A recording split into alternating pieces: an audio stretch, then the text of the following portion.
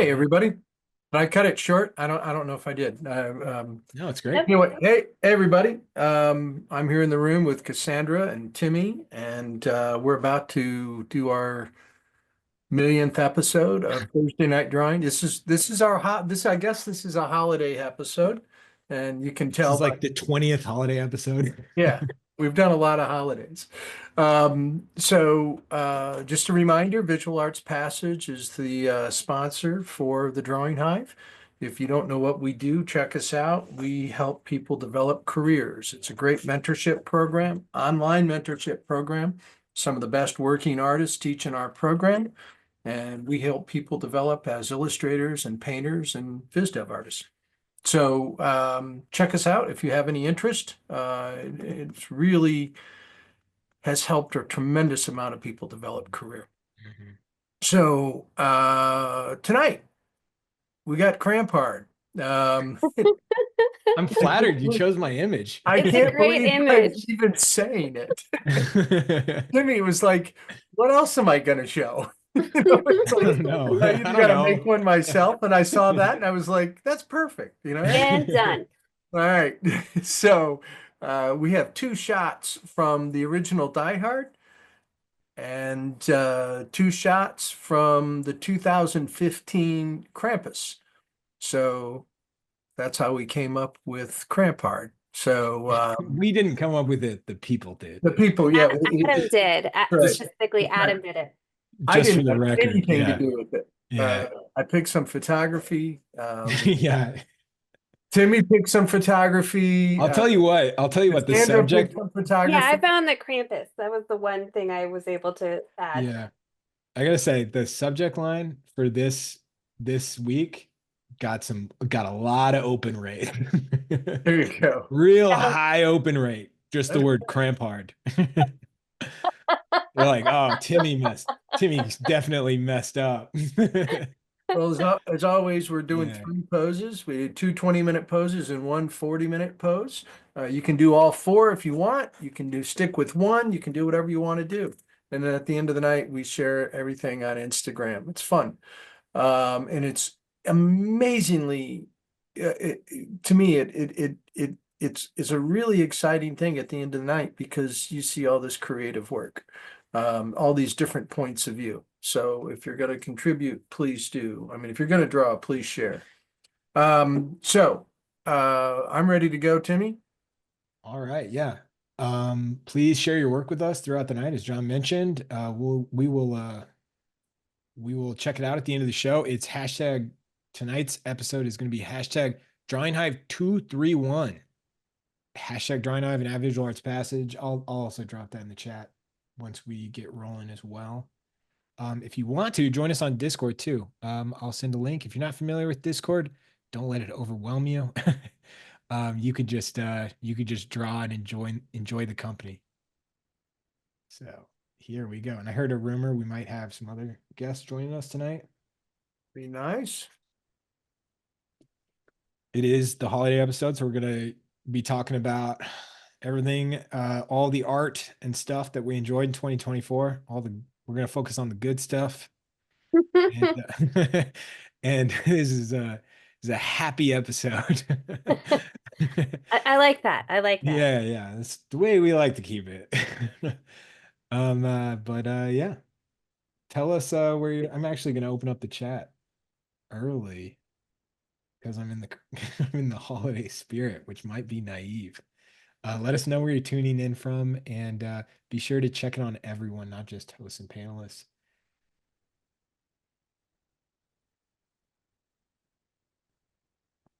I can't believe it's already December 19th. That's kind of messing with my head. I know, flew by. Are you done with Christmas shopping or like all the gift stuff? I am still gotta wrap stuff, but I did get all of that done. Okay. I did some manic shopping today to get that out of the way. And it's all like, when you're shopping on the 19th, any of it that's online, that means it's getting there like right at the deadline. If everything goes well. Yeah, assuming everything goes well, I'm gonna definitely be looking at a lot of trackers on Christmas Eve. You guys paying attention to the news at all? You know that like a bunch of Amazon drivers are on strike. Yeah, well, luckily that's not where I'm shopping from. Yeah. But Oh, were you joking or serious? no, I'm serious. Okay, that's what I figured. Yeah. Yeah, I don't think I've listened to the news for like 4 years. Yeah. You gotta know some stuff going on though. Yeah, just by like exposure, just it happens. You hear about it. You know what? If somebody texts me, that means I okay. This is big enough that somebody texted me about it. I'm gonna figure out what's going on. Um, yeah. So did you guys have any I I wish we could just do like a playback, it's like the episode of Friends where we're like, and remember that episode of Drawing Hive, and then we just play your recording. It's just a mashup of the best of moments, which is the most phone it in episode of podcasts this time of year. Totally. Are you gonna do that for next week? I did not think about that. I don't want to. I think if it's not live, if it's not sincere, no, right? Or should I? Do people want that would be exhausting to to go through and find best of moments because it's gonna have to be you're gonna have to dig.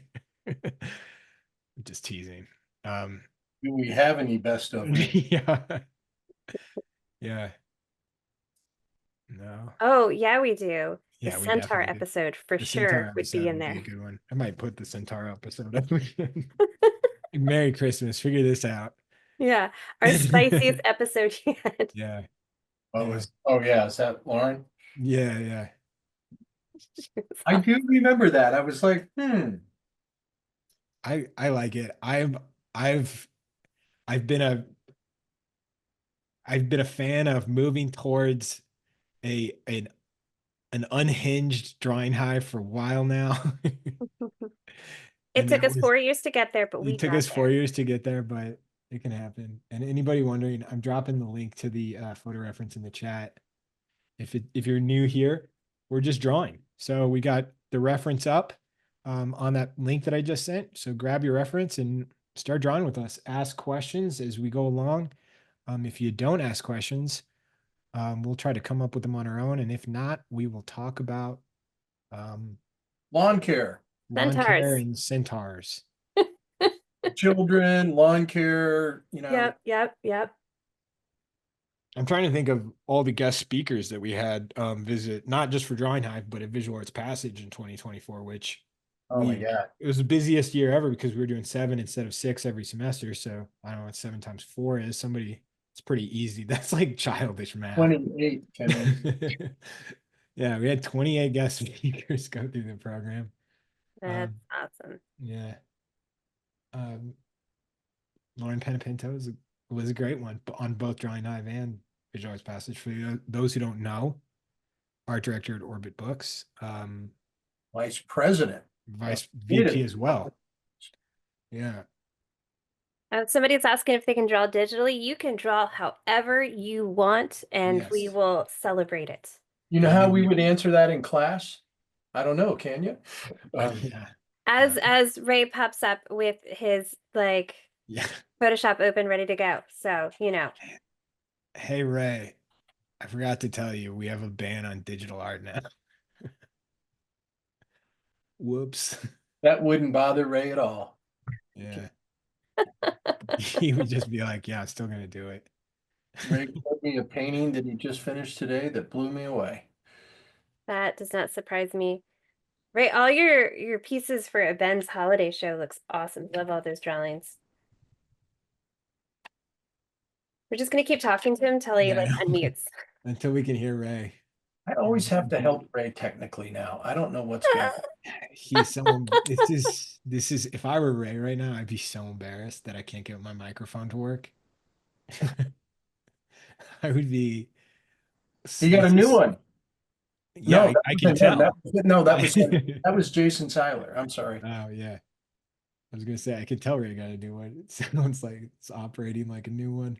It's operating like new tech. Tammy, you'll get a kick out of this. We had at the end Yeah. of study hall, and study hall is our midweek meetup in Visual Arts Passage. A group critique, basically. And it's a critique. All of our classes come together, which is really fun, I think.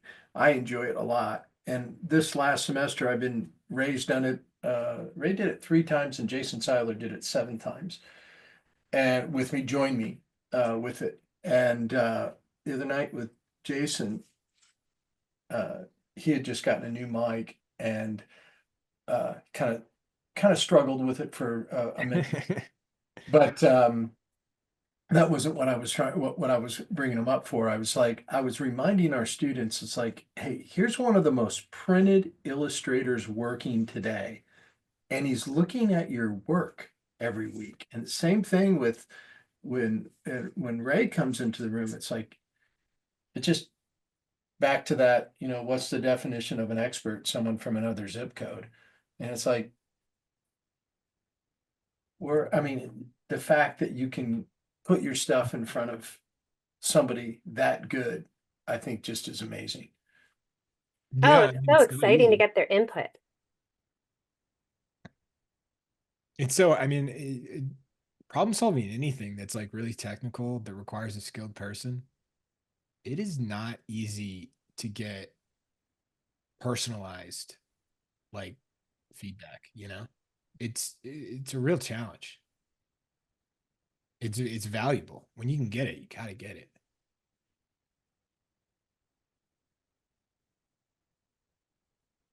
I haven't been looking at all. What do you, looking at Cassandra's. There you go. What are you working in there, Cassandra? I wanted to play with grabby markers today. So I'm doing grabby markers, which I really like them a lot on stone paper, which I've also kind of gotten addicted to. Like this is really cool weighted paper. If you guys haven't tried stone paper, it's really fun. I What makes it so fun? Um, it's kind of like vellum. And Mhm. like it doesn't tear easy. It never like because it's stone, you don't get pulp. So I am like scraping the heck out of this paper with these markers and it's just really smooth. It's not great really for like watercolor. I've played with it on with watercolor. I think like this is watercolor. It's like cool, but it dries and splotches. So if you like that, it's fun for that. But yeah, I Does it just have a tooth like vellum? no, it's super smooth. So like it's just really easy to play with. I don't know. I just like stone paper. So this is Kirst is the brand. My husband got me this sketch pad for my birthday just because he thought it sounded cool and I'm pretty hooked on it. Very cool. I do you know how they make stone paper? It's like there's less water, no trees involved at all. It's like it's a very like green source for paper too, which is Mhm. cool. Do you know I if don't is it recyclable? I think so. Yeah. I can't remember all of the stats on it. Serene is back here. I read that it was called a bioplastic paper, and I thought if because it is more environmentally friendly, I was like, ooh, they need to work on the branding on that. So this Cut is that. actually already recycled. This is recycled stone. Okay. Yeah, it says it's made by mixing calcium carbonate from limestone with a non-toxin resin, such as a high density polyethylene, and then forming the mixture into sheets. Yeah, so it's Mm. waterproof, tear-proof, 100% recyclable, tree-free, 60% lower carbon footprint, Oh wow. compostable, no bleach. Like it's just, That's cool. I like it. Um, when you said stone paper, I mean I've heard of stone paper forever, but I was when you mentioned it, I was thinking because you always make things, Mm-hmm. it just immediately made me think like how do they make stone paper? And in my head, the first version of this that I thought was literally like a cartoon of like somebody slicing slicing a stone. Like just they cut a really thin Really, really, really slice. thin. Yeah. Yeah. I Oh did not yeah. know that it was more environmentally friendly. That's cool. Yeah, yeah, this is just like a great option. So I haven't tried like these are acrylic markers, but I haven't tried actual just painting with acrylic yet Yeah. on it. Maybe I'll do that on another week, but I tried alcohol markers. Where was that? Alcohol markers were a little weird. They work, but like they dried weird too, like watercolor. So I don't think it's as great for watercolor markers, but pencil's cool. Acrylic markers are cool. Where's pencil? Pencil in here somewhere. Um, I mean, and this is something that I've like learned over time, but paper over the past like over the past couple generations has become pretty sustainable in the US, Mm-hmm. depending on how it's used and like processed, right? Like laminate does not make it, good, obviously. Like laminated paper, things like that. But depending on where you're getting your paper, I learned it's it's always a dependent on the details, right? But in many ways, like it's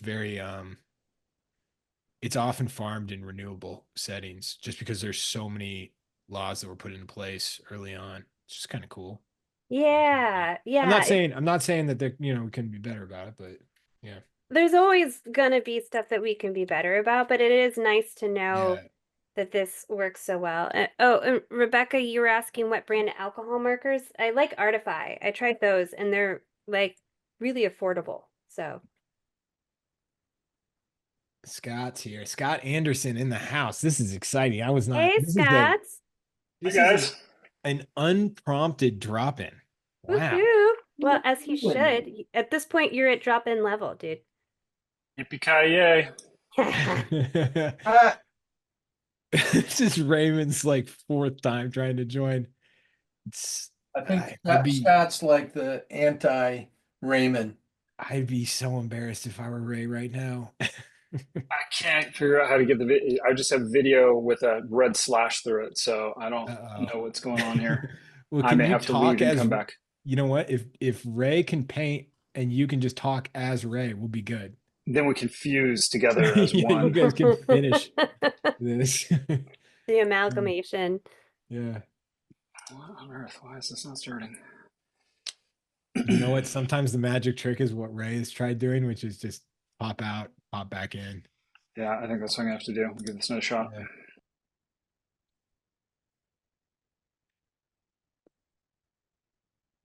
If you guys talk amongst yourself, I might try to help Ray out.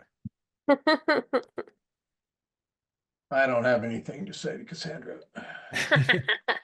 Your Hans is looking good, John. Thanks.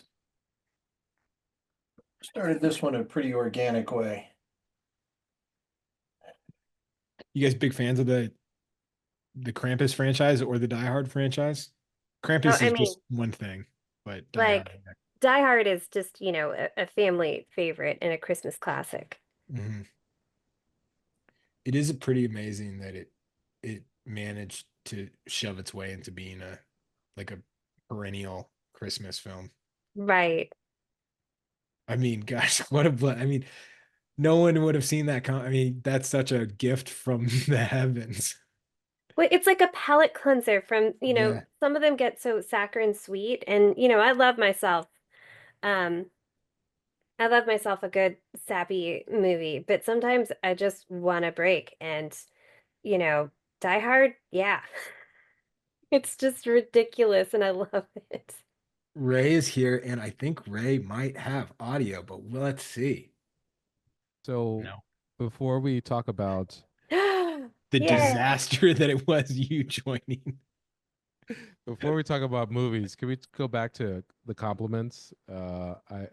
John, you could start first, and then we can go down the line. Ray sent me an unbelievable photograph of a painting today that he had just finished. And John said, "Man, that's a really nice picture of a painting." I did. No, I gave it to George Pratt. So who did it? Right. And then you then turn around, Cassandra, John turned around, then just showed an incredible, amazing painting that flattened mines into out of existence. I liked yours better than mine. I really did. I'll trade. I'll Mine's trade both of you. I've been struggling with mine, so I will trade and love to take credit for the work you guys did. I'll let you buy it from the person I sold it to. How about that?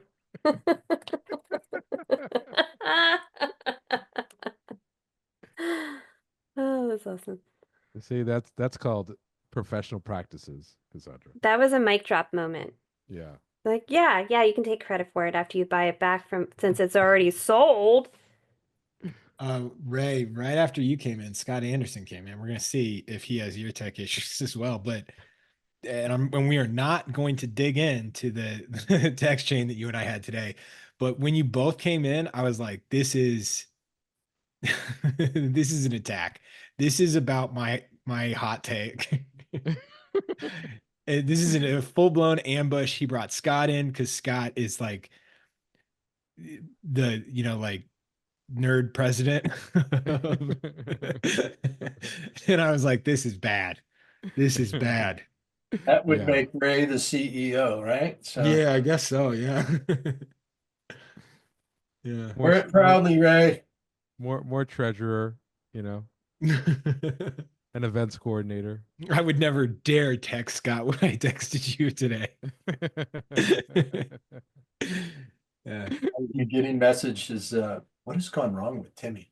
Yeah, he would eat me alive. He'd be like, "Don't you dare talk about that franchise ever again." Yeah, take that out of your mouth. No, it would be like Scott would be like, John, I think Timmy's got food poisoning or something. He's like, Can you go check on it? he's like hallucinating. Yeah, It's a cold. yeah, it was a bit of rage bait. Yeah. How's everyone doing today? Doing great. We were just, I don't know if you had a chance to see the group text I sent, but I'm hoping people have got their best ofs ready for the night. And if you don't, I did. Okay, good. Yeah. Yeah. No, we've just been reflecting a bit on the year, which I don't know. 1 out of 10, how are you going to rate your we're going to give it a perspective so we don't get too broad as an art year. Okay. Forget all the other stuff. Forget all the other stuff that people are going to be like, what do you mean? It's just art for you this year, rated on a scale 1 to 10. How did your little art journey go? I would say a solid 6.5. That's good because I'm assuming 10 means you're like blue chip, right? You got to have spectrum, right? Yeah, I guess so. Yeah. Oh, yeah. Well, if that's the case, maybe 5.5. Yeah, if you're setting 10 as a blue chip, well, it has to be, right? Because that means it was perfect. It would be more. Yeah, I know what you mean. Yeah, it would be, close to perfect, which is like kind of not that it's unattainable. It's like, 10 is not. 10 is like, wow, yeah, I can't believe that happened, right? And right. And 1 would be like someone loaded up all your artwork into a U-Haul and stole it. Right. Right. Right. Yeah. So you had like you had a 5. That's great. Yeah, 5.5 means it was like 25% above average. Yeah. I didn't do nearly as much art as I wanted to, just because I moved. So moving kind of killed my my production. So but that's exciting. Yeah, it is exciting. So, but all the other stuff was great. You're right. Switching sports franchises. I mean, it is. Now, I want to go on record and say there was no sports franchises switched. They remain as is, as before. What he has to say publicly, at least, John. No, It's fun. It's fun to tease him. But I mean, you got to set up a new studio. Is the new studio set up? It's yeah, I would say so. I think yeah, I would say it's set up like for as like a temporary. Let me set up the studio so I can do work. Yes. Yeah. Yeah, I would say So set it's up. functional, but it's not. You haven't like maybe dug into your mood board yet, right? Right. Are you a Right. mood Yeah. board person where you like look for inspiration for like how to set something like, or you just go in a room and you'd be like, desk there. Uh, I'm like spatially, I'm just useless. Okay. I brought my friend over and I was like, what do I do with this? Like, I don't even know what to do with this huge space that I'm so thankful that I have as a studio space. Help me. And so he's another artist friend of mine. So he was able to help me quite a bit. And so it just gave me some perspective in terms of, because it's a 2-car garage. So it's a lot of space, but it doesn't have anything pre-built like a room, like bookshelves or anything like Mhm. that. So a lot of it's still boxes everywhere, but I really like going in it. I'm going to put some heating in, which is nice, get some insulation down. It's insulated, but I'll do some other like the garage door part's probably not insulated, so I have to kind of figure that out. What was on your like top 5 list of things to do getting the studio? Like what were your priorities in like studio design or like making sure Yeah. that that was functional as a studio? I think first get the internet directly into here, and it was possible. I got a direct line in, so I'm running uh like a hard wire line, a hard line, and being able to switch to from digital to traditional effortlessly was a priority. Uh, and getting my lighting right, of course, in the studio so that I can paint. And yeah, those are the priorities. And then also being able to like do my priming and mounting and all that stuff. So I got some tables from Walmart, uh, stringing them together. It's looking good. It's looking good. I'm excited about it.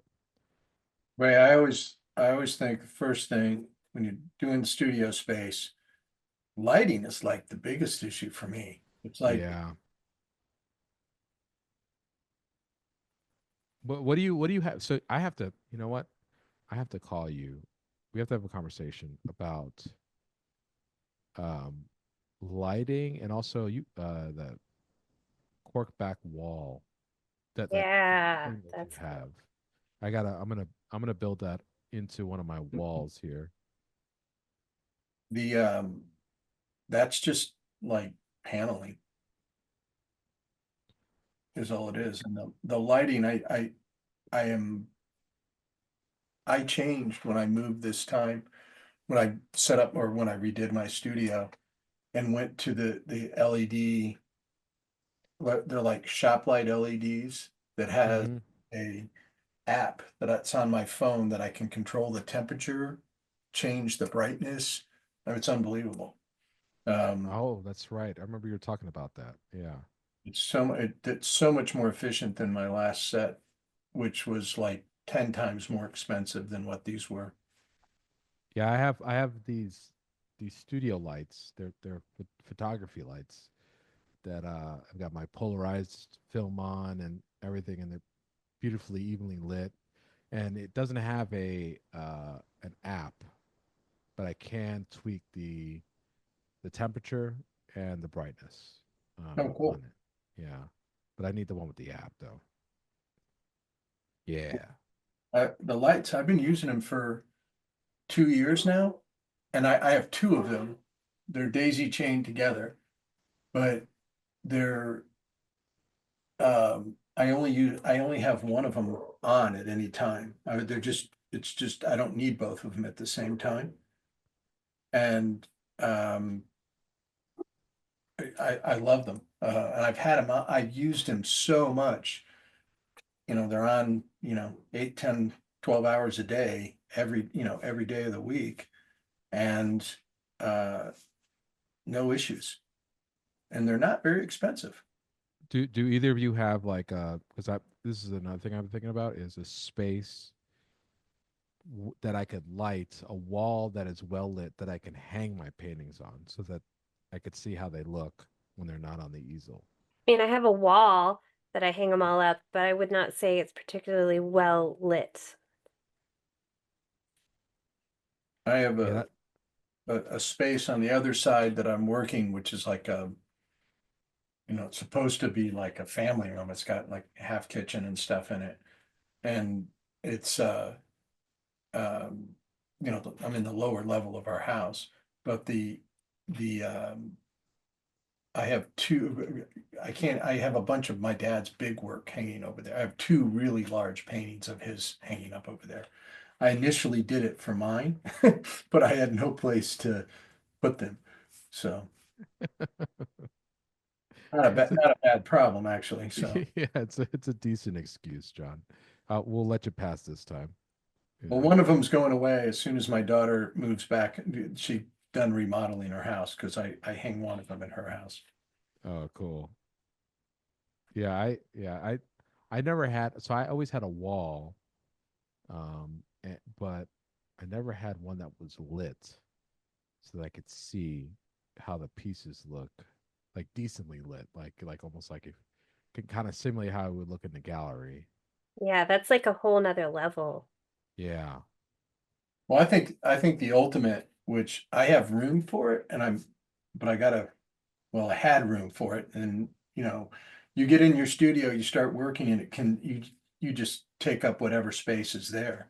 Right. I wanted to leave the photography set, to photograph my work. I wanted to leave it set up permanently, and I have to figure that out again. Oh, yeah, that would be a dream too, having a photography setup because I showed mine in class just to give people perspective of like it's ideal to have that fancy setup, but you don't have to. And you can see my kids' play kitchen below where I hang things to photograph it and light it. I noticed that. You should. And I was like, I'm gonna show you what's real here. So I don't know. How do you incorporate the Easy Bake Oven into the photography? I mean, I just was trying to figure that out. Yeah. It's it's called the crop tool in Photoshop. Yep, yep. Right. Like I don't- one pixel to the left, and then it's like there's the easy bake oven. I know so many people who tune in are in New York. Like a lot of people that listen are New Yorkers, or not New Yorkers, but in the New York area. And this has just got to be brutal to listen to. Well, I'm not because I'm telling you how I Yeah. shoot it above my kids' toys. So because Yeah. I don't have No, But one I to mean, show but off. still, that get would it. just be a dream in New York, Cassandra. Yeah. Like Cassandra, I'm talking about having a garage, and as somebody who grew up without one, it's like, Yeah. where do you live? The Taj Mahal? Yeah. Yeah. Space is quite a luxury, but I also appreciate well used space more than anything. Love it. Yeah. I like being on an airplane. Like, I'm like, God, they're using the space so well. Like, especially in the stewardess section. Everything's a little drawer. Sir, please go back to your seat. Stop playing with the drawers. Like, where do you get this? Like IKEA? Yeah, I know. Where can I get this thing? It's happening. Scott's here and his camera's working. This is amazing. Yay, It's Scott! happening. Now his I was audio. worried you'd just give up. I thought he was going to give up too. Scott Anderson, give up? I don't think so. No, I know it's not. Not the Scott Anderson I know. Yeah. He is on mute, but I think That is no give up. maybe he's just cursing at his computer right now. No, I'm here, and yes, I've got all the cursing out now. Okay, good. You got it out of your system? He's Yeah. on the backup computer because the other one the first one He's he finished threw with his against the cold wall. sweat of denial that Zoom would have let him in. Seriously, it's awful. Had to restart everything, and yeah, who knows what it was that finally did the trick. But Zoom just does not ever want to be my friend. It's And I always know my everybody else who Yeah. can make it work easily is like, dude, what's your problem? I'm like the tech guy in my family. Like this is not normal There's for me just to some not be days able to. where it is not in your favor, no matter what you do. Seriously. Anyway, so as you work, whatever you were talking about. Proceed. No, this is actually great timing, Scott, We were because talking we are, about you, but Yeah, we were talking about you. Again? no, we are, John, you got your we're doing an educational segment tonight, correct? yeah, well, All right. I got them Santa's down of, because when those two, when the three of them are in the room, meaning the other three drawers with me, yeah. they always know more about it than I do. So It's like doing a basketball clinic in front of Steph Curry or something. yeah, it's like, You're like, are you just gonna watch? Or all right, I, people. I know Ray's gonna just destroy Yeah. me on this one. All right. Well, we've got some education coming up, but before we do that, please post your first image. It's posted to Instagram with hashtag Drawing Hive 231, hashtag Drawing Hive and add Visual Arts Passage. Post it now. Don't wait till the end. We're gonna check it out. Move on to the next image, and for the next bit, we're gonna hear what John has to talk about for tonight. You ready?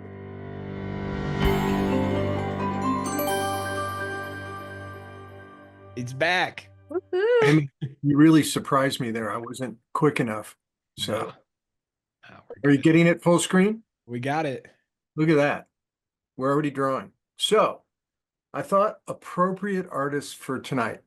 This is like, kind of, to me, it's like, it's not the most fluffy holiday or Christmas or subject matter. Drawing Hans Gruber. So I thought I would kind of think of an artist that was like really into holiday. And Ray, who would you just think would be really good at a holiday as a holiday artist? Sunbloom. I have one. Sunbloom was my guess. Yes. Oh. Scott, did you try to piggyback onto No, that guess? that's what I was waiting for Ray, and I was about to just step all over him and be like, if he doesn't say Sunbloom, I'm going to say it. Okay, nice. All right. So, and I know Ray can tell me all about Hayden Sunbloom. His nickname is Sunny. So that's about as in depth as I get. I'm just kidding. Hayden was born in Michigan in 1899. A lot of the artists we featured here have been like really. A lot of the past illustrators have really leaned in heavily on the editorial side. Hayden was more well known for his advertising work, and not to say he didn't do editorial work, and he wasn't a great painter, but this is what he's really known for. Yeah. Mm-hmm. 33 years he made pictures of Santa Claus for the Coca-Cola Corporation, and he made some. It was kind of his interpretation of what he thought Santa Claus should be, obviously influenced by others, but this was really his way of depicting Santa Claus. And so I'm going to show you a bunch of Santa Claus images right now. Because they're delightful. Yeah, they really are. I had no idea he was alive for 16 years of my life. He lived to be until 1976. Huh. And he was a Chicago guy. He worked in a number of studios there. Was studied at the American Academy of Art. Swedish and Finn descent. The youngest of 10 children. That always amazes me. I mean, that's just absolutely amazing. Different time. Not to say that there aren't big families now, but it's not as common. But this work is Americana. This work is an iconic depiction where an illustrator has swayed the public's opinion. Is that a good way to put it, Ray? They've definitely affected how we perceive something. I love the light on that. Yeah. These go on. I mean, did so many Santa Clauses in so many ways. I'm going to Go ahead. I was just gonna say the most buttery oil painting technique. Like it's Yeah. so smooth, like luscious strokes and blending. Just yeah, the guy could just Well, look at the they said it form was on the pants there. You know, like the way he sculpted the shadows. He had that kind of like Leyendecker like sculpting, but smoother and softer, and which was all just to make it as appealing to the masses as possible, right? Make it as and accessible. he was incredibly fast painter too, very direct. They said he was amazingly facile. Well, you can see that in the finishes, but he did things very quickly. So like this type of illustration right here, that very painterly, like influenced by from artists like Anders Zorn, John Singer Sargent, Joaquin Sorolla. This what you're seeing right here is what's called the Chicago style of illustration, is what it was known Yep. at the time, which is awesome. Did you read the story about how Sunbloom, like the artist, so he had a studio, and are you getting to that part yet? Go ahead, Ray. So Sunbloom had an illustration studio. He got so busy that he started his own studio. There was a ton of advertising work, and a lot of great young artists worked in the studio under him and learned under him. Two notable ones that I could think of are Harry Anderson and Gil Elfgren. Yep. And you could totally tell the influence Sunbloom had on their work. One of the stories they used to say was that they would turn in a painting, and sometimes Sunbloom would make, he would you'd hand him in the painting, and then he would make whatever necessary corrections on it before sending it out to the client. But sometimes he'd get carried away, and then overnight he'd paint the whole thing paint over the whole thing and do a new painting. And so he was definitely super fast. And the cool thing about him is to see his like studies for like multi-figure paintings and things like that, just to show, it shows like how adept he was at just simplifying form, because a lot of his values really are just, it's really a handful of values on either side, like one value per side, light side, shadow side, and then an accent, for the most part. Two other notables. I think you mentioned Loomis earlier, Andrew Loomis, and I had no idea Howard Turkney worked for him for 5 years. That's right. I forgot about that. Yeah. Great Western American Western painter. Now Loomis probably would have been Sunbloom's Well, contemporary, they said right? they said colleague. Yeah, yeah, yeah. I wouldn't think student. No, he was pretty much, he was like old school Chicago style. You could tell it's like Sunbloom really added the. I mean, I love Andrew Loomis, but I would say that hadn't Sunbloom really pushed the gesture of things. I mean, the stuff looked so lively, and you could just see. I mean, look at that. Look at those Well, half and folds how on that. well that would read from a distance. Look at Right. that. Amazing. My favorite painting is like this. It's a picture of like a family. So it's a husband and wife and a baby, and the husband looked like they were from the armed forces and kind of came home and they were sitting on a couch, and the father's like holding the baby up, and they're playing with the baby, and it's like the most effortlessly painted thing I've ever seen in my life. It's like so good. A lot of he used a model a lot. He used photography a lot too, but he used himself as a model quite a bit. Like if he needed something, he needed to see gesture, the way something worked. There you go, right there. Look at that charcoal. Yeah. Mm. I only found a few studies. That's so That's cool. great. I want that. That was I found that was a for sale. That came up in a Christie site. I want it. You could have had it. It wasn't that expensive. Well, I don't know what your definition of not that expensive. Well, what you would think, I mean, it's so strange. And I saw like nice originals that were 3,500 to $5,000. Oh, okay. That is like actually reasonable. I didn't know like how you would define that in the terms of somebody like Simplum. There's another iconic piece of Mm. advertising right there, Mm-hmm. the redesign. Sal Bass took a swing at it after him. Um, Really well-known poster. And then this is a Marines poster he did in 1942, recruitment poster, Look at that one. study. And then, of course, he used Chris Payne as model. Yeah, I was Yeah. going to say portrait of Chris Payne. Not a Chris Payne. We're Chris Payne's joking. one of those people that always had white hair. That's crazy. Ever since the Like beginning. Steve Martin. Yeah. Yeah. More didn't just do Santa Claus for Coca-Cola. There it is.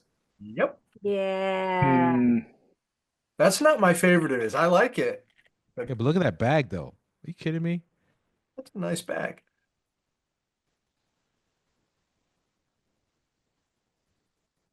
I love that. That's Look great. at that. Look at that. I love that sun because the sun is like you squint your eyes, it's basically they're two values, sure, but they're so close together. It's really not that they're not that far away apart from each other. I mean, it's like just enough for a light and shadow separation, but it's just holds together as one whole piece. Yep. It's so well designed. Yeah, it's beautiful. That's not a good shot. I should have left that out. There's was- the studies. Yep. Wow.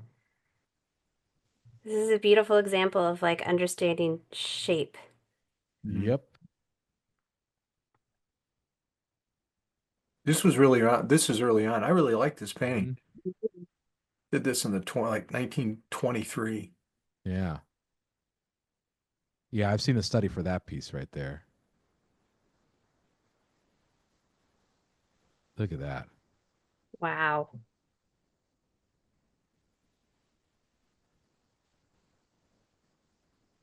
He did a lot of he influenced a lot of pinup artists and did a lot of pinup. The very last one of the last images he did was uh, a cover for Playboy, 1972.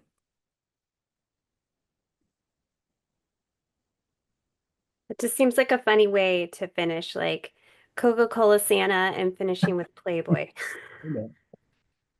Playboy was a great venue for lots and lots of illustrators over the years. They hired a lot of illustrators. I Oh should say. yeah. I just think just on paper it sounds Yeah. I fun. know it doesn't.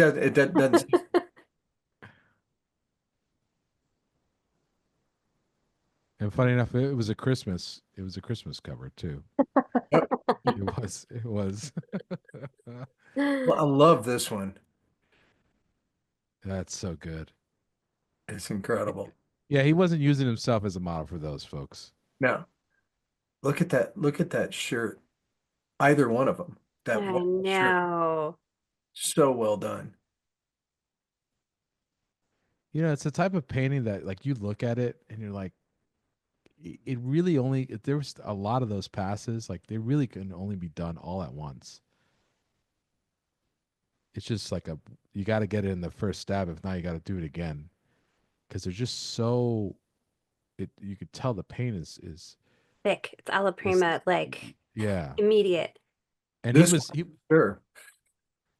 This reminds me of Walter Biggs as well. You could tell like Mhm. that, you know, that era. It was a little bit more broken brushstrokes. You could tell like they weren't as keen to hold the shape. They would lose the edge a lot. They weren't really as like obsessed about it. Like Like that, you could tell that it's like there's Dean Cornwell, like that you could tell he was seeing Mhm, you of him, mhm. you know. Actually, there's a piece in here I thought was, and I put it in. I thought it was I had to go check. I thought it was a Pruitt Carter, and I mean I mean, look how close he's getting to Rockwell there, Oh yeah. and he could do it with the expression, you know, the mileage he got out of his subjects is amazing. Character.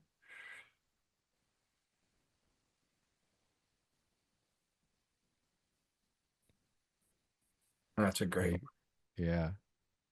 Again, you could totally tell that was a like an older one because the later years it was very design heavy. Yeah, And you could see it just dovetails perfectly into like the Cooper Studios.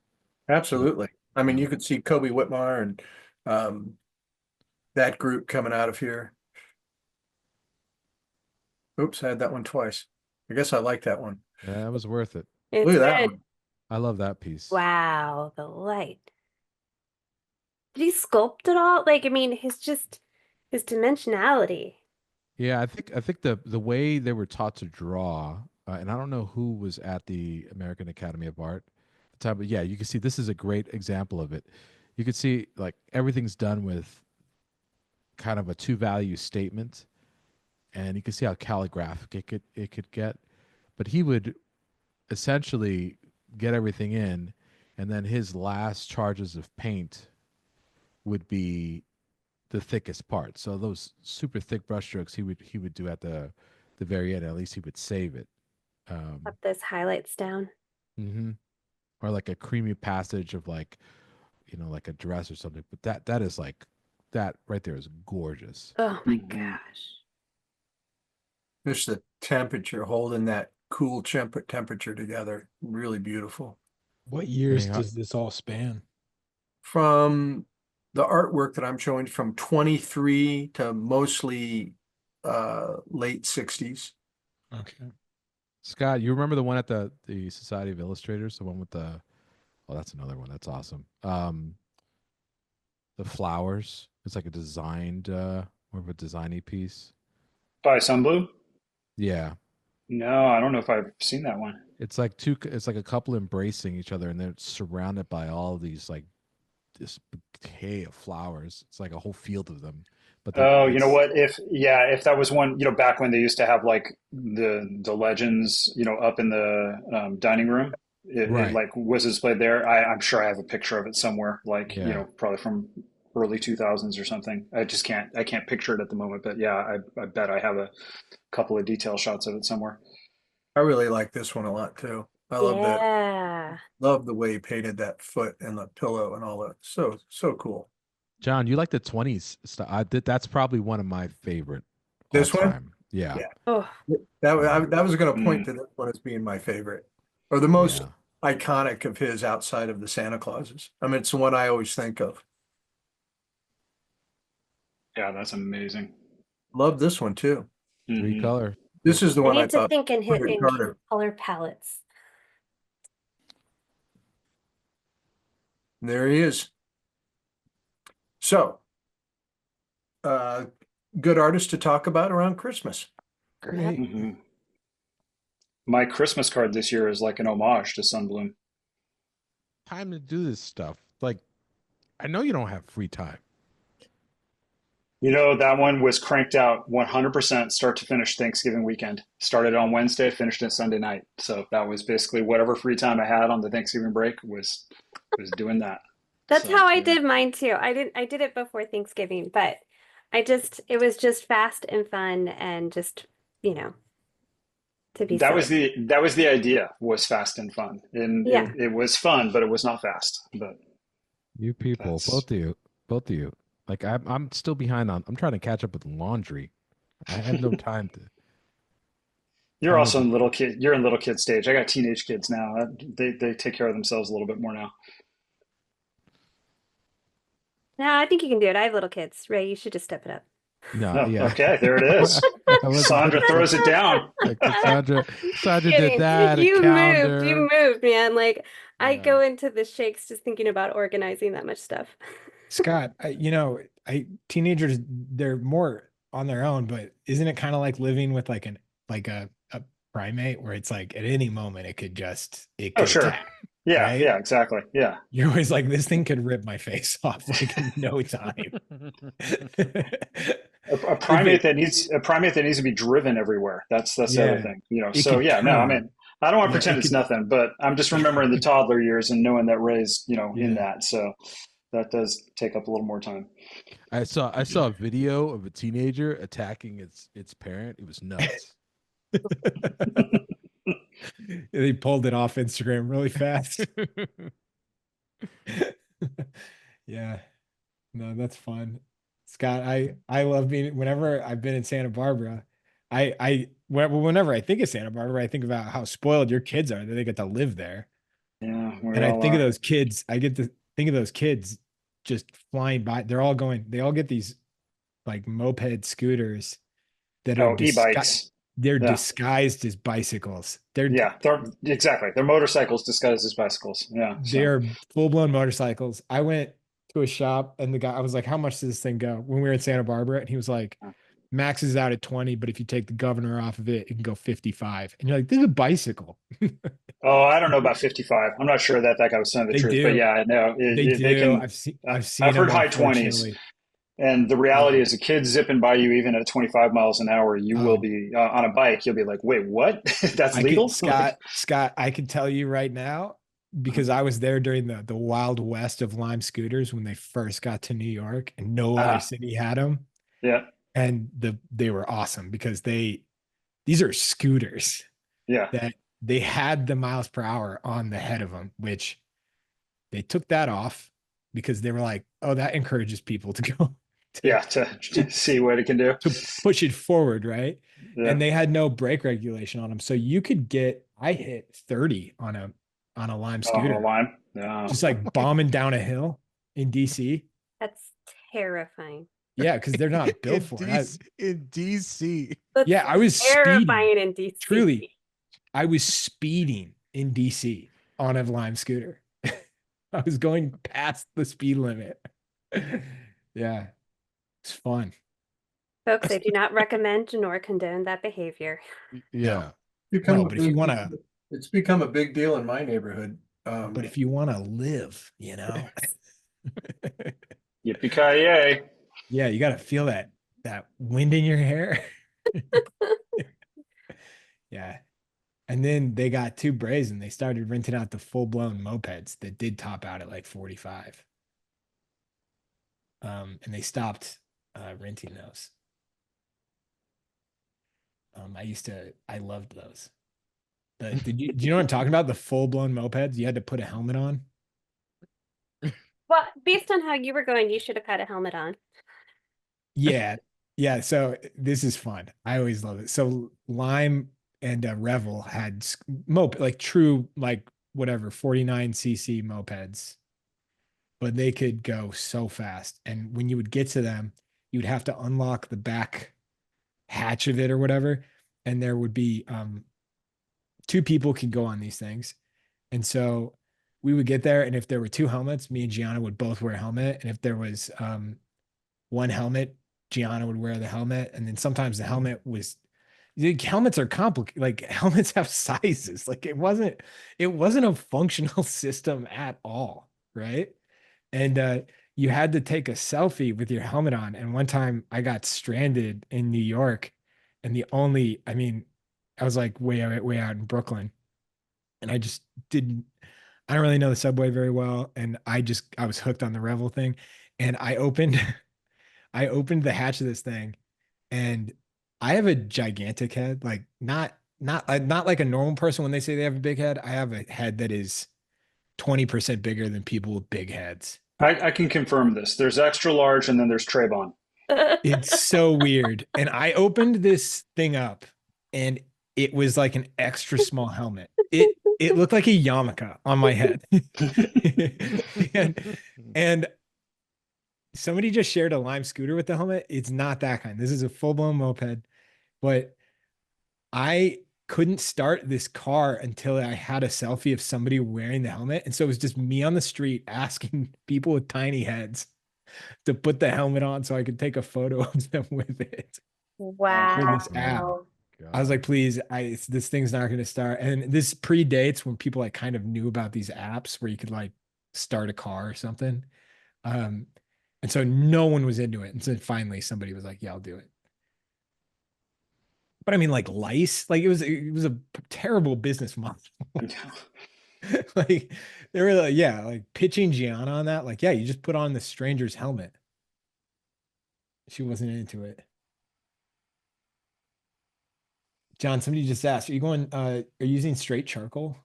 What are you using? Using Nice. new pastel. Nice. Scott, what are you using tonight?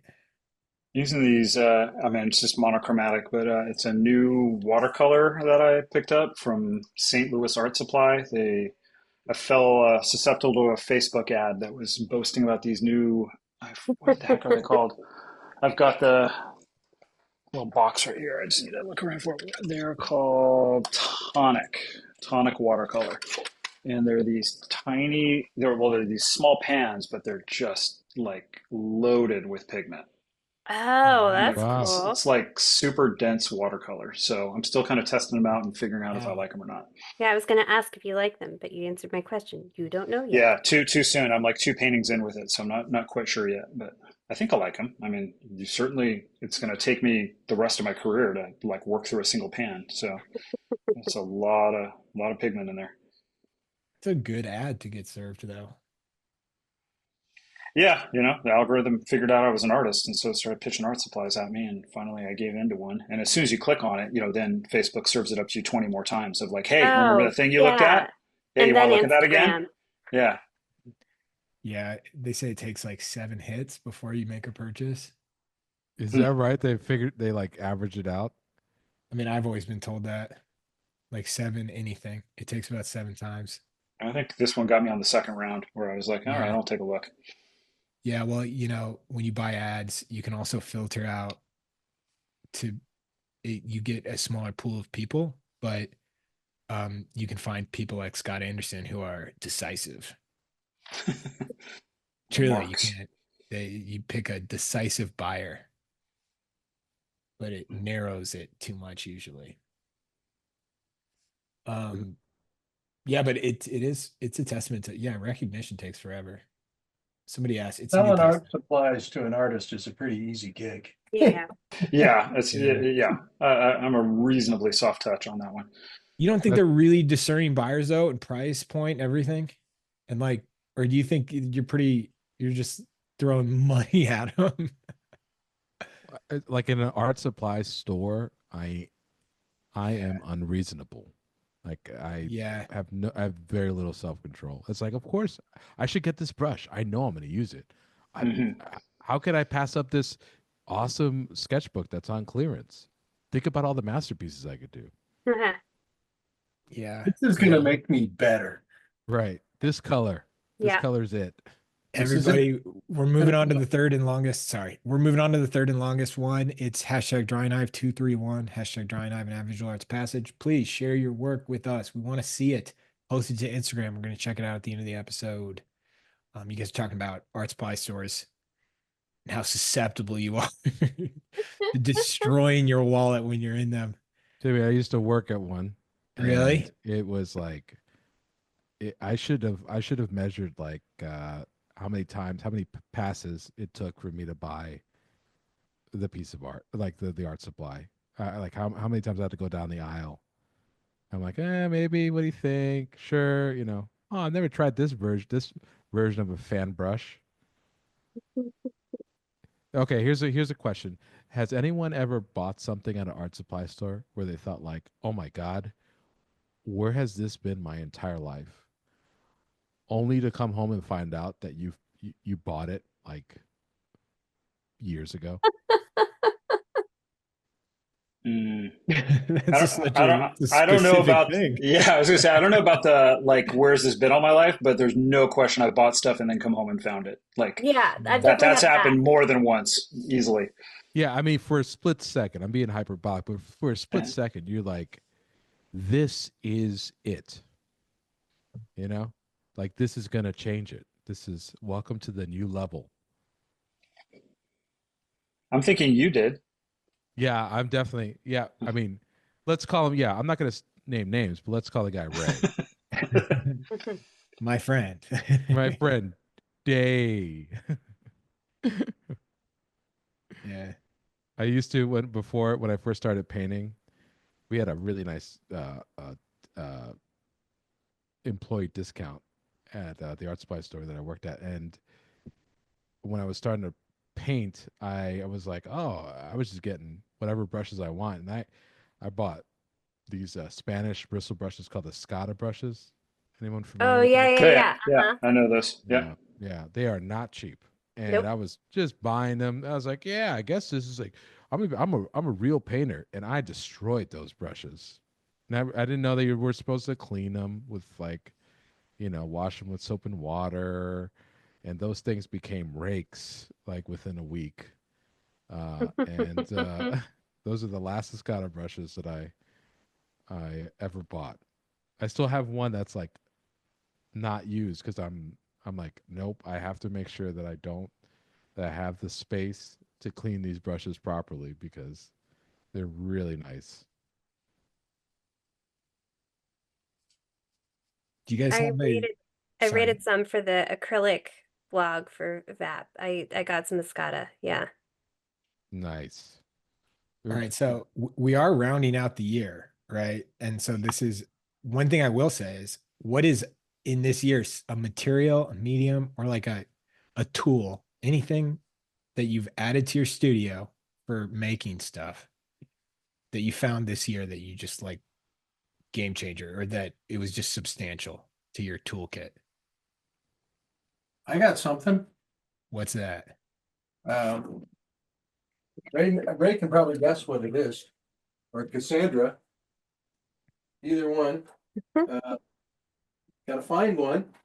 Hold on. Here it is.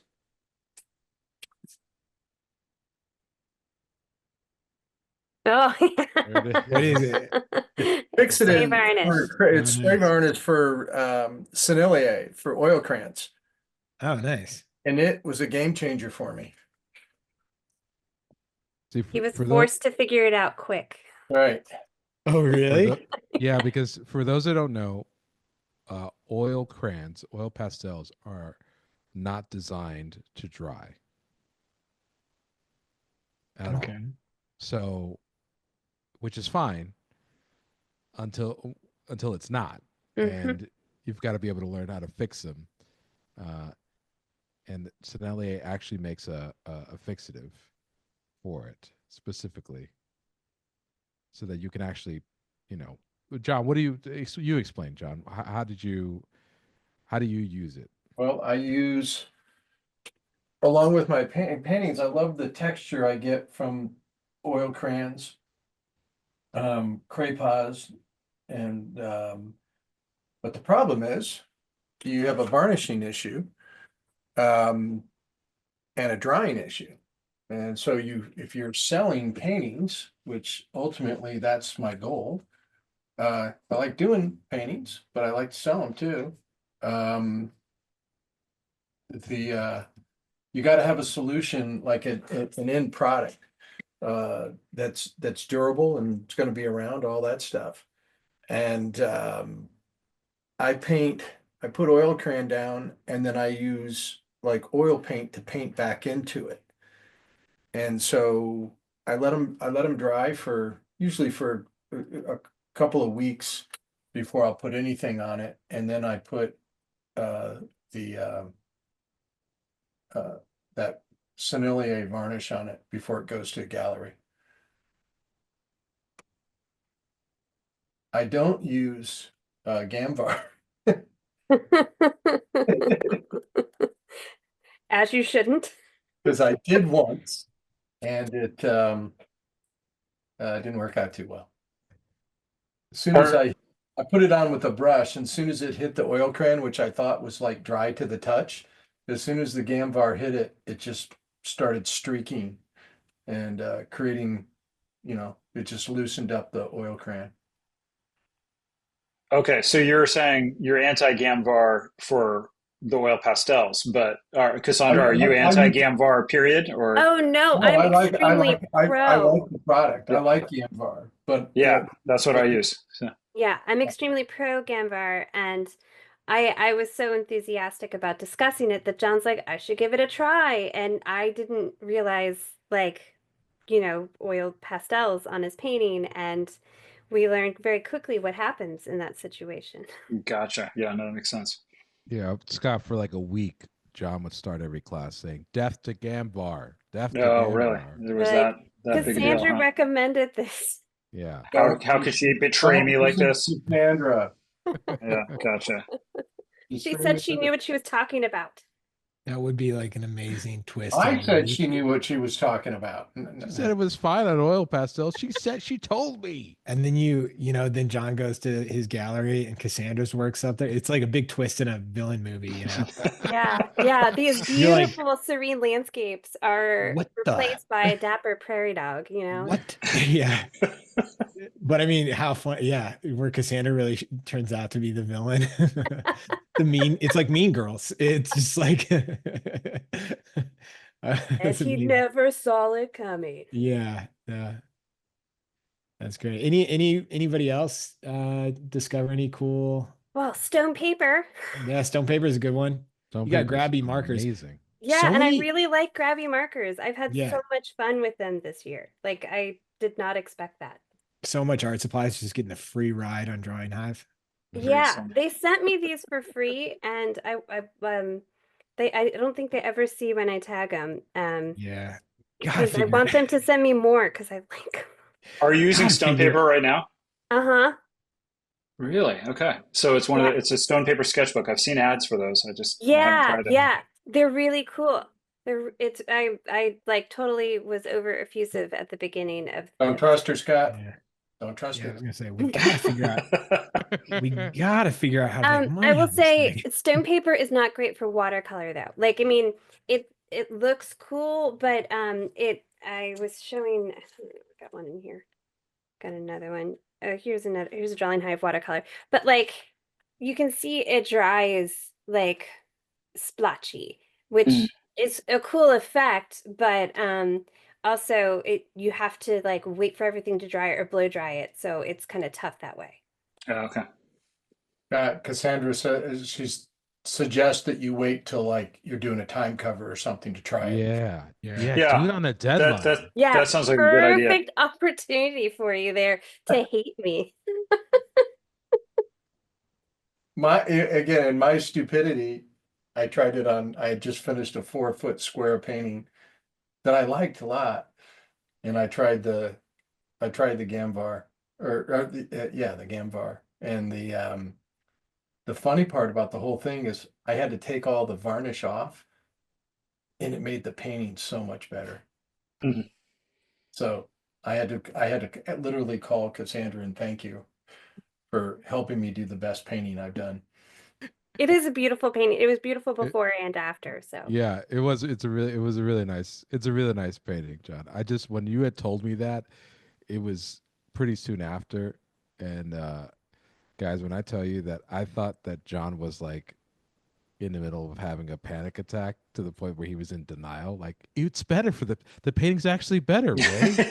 You're "Oh, like, no." just let him go with it. Let him go with it. Yeah, whatever it takes to ride it out. The bad part was it was sold. And so Oh God. yeah. man. no, they Yeah. gave it back yeah. to me because they scratched it when they were hanging it. And so they said, "Can you fix this?"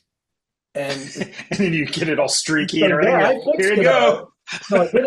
so it became a better painting, but then I had to paint it back to the way it was.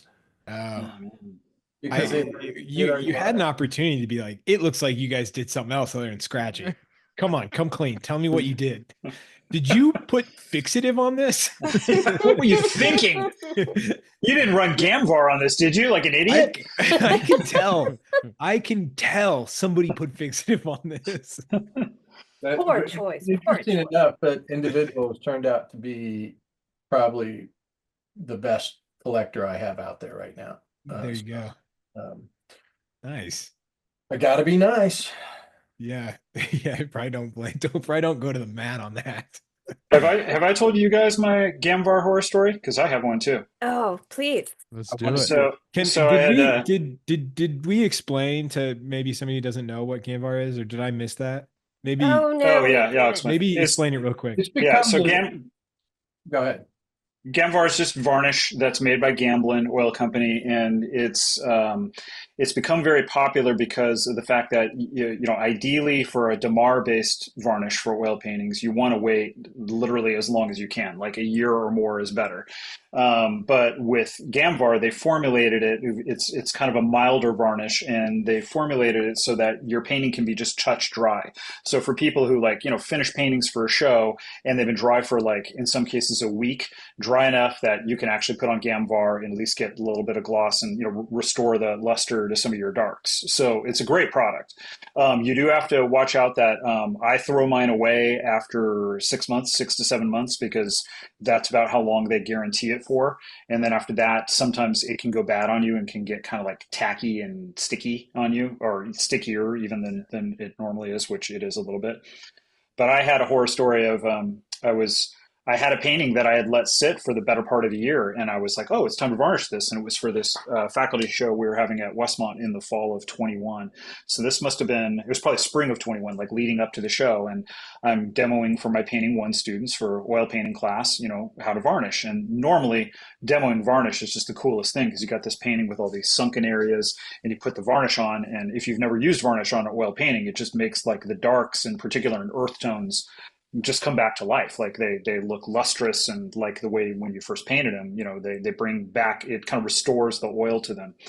So I start putting it on this giant painting. It was of I for fine art I do these toy paintings that are pretty big enlargements of old vintage toys that I do pretty tightly, like tightly rendered representational oil paintings. They're So I had gorgeous. this. Thank you. I had a 24 by 30 painting on panel of your classic plastic green army man. So I started laying on the varnish, and it starts beating up. It just literally looks like the painting is sweating. Like is the best way I can describe it. And so I keep trying to like push through it and push through it. And the students are just getting more and more horrified as they're like, oh my gosh, did he just ruin this painting he spent like months on? And I managed to hold it together, and I was like, okay, guys, well, that didn't quite work out. I'm going to go consult online with Gamblin and see what they have to say. And, I'll be right back. And my office is adjacent to our painting studio. I quietly closed the door, and I was just having like a cold sweat, just like complete meltdown, but I managed to play cool in front of my students. I found out later they were just horrified on my behalf. They were all like, they didn't work for a few minutes because they were like, is he going to be okay? Like what, everybody was so worried. And I got on the phone to Gamblin immediately. They're just up in Oregon. And I immediately talked to they put me through to like one of their chemists in minutes, who immediately talked me off the ledge and said, breathe deep, it's going to be okay, we've seen this before, don't worry, your painting is not ruined. And one of the nice things about Gamvar is they told me let it dry for a day or two, and then they had me remove it with Q-tips and just Gamsol, which is their paint thinner. Came right off, no problem. And then I just had to do some like mild abrading of the surface to get the surface to like essentially allow the Gamvar to stick to it. It's somehow in my painting technique, the Gamvar, it was like it was too slick, and it couldn't adhere to it properly. So I had to do some pretty scary stuff with the painting, but it all worked out. It got beautifully varnished. It looks great, like happily ever after. But it was a total panic mode. I'm still proud of myself for keeping my cool in front of my students when inside I was just dying. Like, are you kidding? I'm like, I'm going to scream if this painting is ruined. I had really spent a long time on it. Wow. Not That's every like- day art students get to see their instructors cry. So Yeah, there's that. Yeah, but It's a teachable moment for everyone. why is their instructor crying? You ever You haven't seen a had me. grown You artist haven't had me cry? as a teacher, John. You haven't had me as a teacher. Yeah. Gianna had a year. My wife teaches second grade, and she had a year. This is like almost 10 years ago. She came home and she was like, I cried in front of my students. And she was teaching sixth grade. And I was like, you've got to teach somewhere else now. Like, I literally was Yeah, like, It's it's nowhere over. else. we had just started dating, and I was like, yeah, so yeah, no, you're done. They're gonna tell other kids that story's there for years. You got to go somewhere else. I was like, find another job. She left immediately. I mean, she finished the year, but like, I was not supportive at all. I was like, no, they're gonna eat you alive. Don't do it. Yeah. Wow. I'm a realist. Credibility. I'm a realist. I want to, on the topic of being a realist, I want to talk about 2025. We've got some amazing classes coming up for Visual Arts Passage. And one thing I always want to say to artists that are also, if you're new to us, like what we focus on is not just like, we're not a learn how to hold this pen, learn how to draw a hand school. We are a full, like a one-stop shop school where we want to learn about what your goals are, what you want to do day in, day out to make a career out of art. And we want to help you get there. We cover a lot of ground in a lot of different corners of the art world. And we operate on a semester basis. And our next semester starts January 18th. And one of the things I always want to tell people is like, make some commitments to yourself. You know, I think it's really important to like set intentions for your career, what you want to accomplish in the next year, what you want to accomplish with your goals, things like that, and just do it, especially if it's something like a ledge you've been standing on for a long time. So our classes are taught entirely live. They're exclusively taught by working pros. We got 4 working pros in the room right now. Scott is a frequent guest artist, which we're always proud to have Scott back. And the program is all about not just building up your skills, but building up your confidence in your ideas, your ability to create new, compelling ideas, developing your voice, and really finding like what you can do to make a career. Like there's a lot of directions you can take, and it's kind of like finding the intersection of where what you enjoy doing and what is a livable career. Where do those meet? They almost always meet somewhere, but it can be kind of a mystery it can be a jungle to go through to find that place and then find out how to be good. And that's why we only have people that work in the industry teach our classes. So it is all about that. Whether you're interested in illustration, tonight we've been talking a lot about fine arts and gallery, but we also have a new visual development track, which is very exciting. It's going to be taught by Dustin Darnault. And so, you know, you name it. If you want to if you want to make a living out of making pictures, we can help you do that. Don't sleep on it. Don't wait. I always think about the things that I want to do, like that I want to accomplish. And by the time I do them, I'm always like, man, I could have done that like 5 years earlier. I could have jumped off that ledge earlier, you know? And that's 5 years earlier. You get to do it, that you get to wake up every day and say, I'm doing it. It's a really lucky thing to have. I mean, I'm sure everybody on the panel can talk about the transition from not being able to do that thing and into doing it. It's a magical moment, right? Mm-hmm. So enrollment is still open. So if you're thinking about it, if you're on the fence, I fully understand it's a big commitment, but it's a bet on yourself. And if you have any doubts or want to talk to anyone, you can always call the school. It's visualartspassage.com. Just go to our website, call the number. You can email us. We're always happy to chat. We're not a big school. We are like kind of a mom and pop shop school. If you call, you're going to talk with me or John. Like that is a promise. We spent all our money on teachers. Thank you. We don't have any, we don't have a call center. We can't afford it.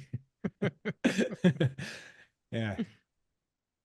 So I just wanted to put that out there. That's your holiday read. Timmy, I thought you were going to say we spent all our money on tech support for faculty. Yeah, tech support for Ray. Tech support for Ray's mic. But like I want to say this, like when you do sign up, like you're gonna be in class with Ray, you're gonna be in class with Cassandra and John. You'll be in class with these teachers where you can have one-on-one interactions, you can have conversations. We have You one can class, you'll be troubleshoot in these class problems. with all three of us. Yeah, Mhm. exactly. We were talking earlier about study hall where it's like group critiques. Like there is no art school that can go pound for pound with online with what we do, with the amount of like contact you get with your instructors, the amount of guidance you get, the amount of resources you have. Nobody matches it, especially at the value. And so if you're serious about it, commit to it. Seriously, it's a powerful tool. I'm very, very proud of it. And I'm also very proud of the outcomes of our students because we've had some heavy hitters coming out of the school lately, which is always exciting. This was really funny. I had a call with a student that was considering the school a week ago. And I asked him, I was like, well, what are some like contemporary artists that are like working today that really inspire you? And he goes, I don't know this artist, but I saw it and I immediately was like, I want to do stuff like that. And they showed me the artwork. The artwork, it was a Sports Illustrated cover. Guess who did it? Nate Nate Schweitzer. Schweitzer. That's awesome. Yeah. And I was like, guess who studied a visual arts passage with us? This guy. Yeah. Nate's a student we're very, very proud to have had. Oh my gosh, his To Kill a Mockingbird folio Yeah. illustration So good. blew me away. Yeah, we got to break his pencils at some point. Oh my gosh. Right. You're allowed to do that. Gil Stefanos and I teach a portfolio class, and at the beginning of class, we ask students to find examples of illustrators that are doing what they want to do. In this last class, I think there were 13 students in it, and we had 8 of them. Nate was a common denominator as one of their choices, and they only had to they only needed to pick 3 each of them, and you would think there would be a lot of difference, but 8 of them chose Nate. I was like, wow, that's pretty amazing. You're like, do we need to get like what are the like privacy folders? Are you guys copying each other? Yeah. No, it's because Nate's good. So good. He's Shout also out to just shout cool. out to Nate's younger brother, Randy. Yeah. That's how well we know them. Yeah, is Randy is Nate's dad, but I am Also curious if extremely talented. very, very talented. Yeah, the apple does not fall far from the tree. Probably see his work tonight. I was wondering if Nate had a brother or sister that was an artist. It'd be like being brothers with Brad Pitt. Like it's possible, but it's not going to be easy. Well, there's been there's been family nights where there's Yeah. been many of them, not just Randy and me. Right. There's a whole Yeah. clan of Schweitzers. Little tribe. Somebody just mentioned some of the guest speakers we have in the chat, so I feel compelled to emphasize this. We have every semester we have guest speakers, and I'm pumped for next semester because the bench is. I say this every semester, but it's because it keeps getting bigger. And I just want to share. I'm not going to go to each page or anything like that, but I just want to share who's coming. We've got Ravina Kai. Ravina is an incredible cover artist. Rainier Giannis. Rainier is amazing fine artist, gallery painter, also Drawing Hive. Hot-in guest. I had more fun with that guy and Drawing Hive. He was very refreshing. Yeah, he was great. You're a delight. David Dibble showing you how easy it is to jump back and forth between the gallery world and the concept art world. Carlo Ortiz, who, no big deal, spoke to Congress this year to help emphasize the importance of creating protection for artists against AI. And also is just, one of the best working character designers in the biz Kind right of a now. rock star. Yeah. pretty big deal. Wesley Burt, another amazing character design artist. You've seen their names. They're the first names that roll by after all the hunk names on the Marvel movies. It's always Wesley Burt and Carla. And then Vanessa Del Rey, an amazing comic book artist, has made her own original comic content as well. Really excited. I mean, these artists are going to come into your class. You get to talk to them. Classes are small. You get to ask them questions. It's awesome. And they always do some type of demonstration, whether they physically make something or they show their process work, show their personal process. We don't hide things. We don't. That's one thing we don't tolerate. If you're going to talk to our students, you're giving it all away. It's not, there's no gatekeeping. We're not into that.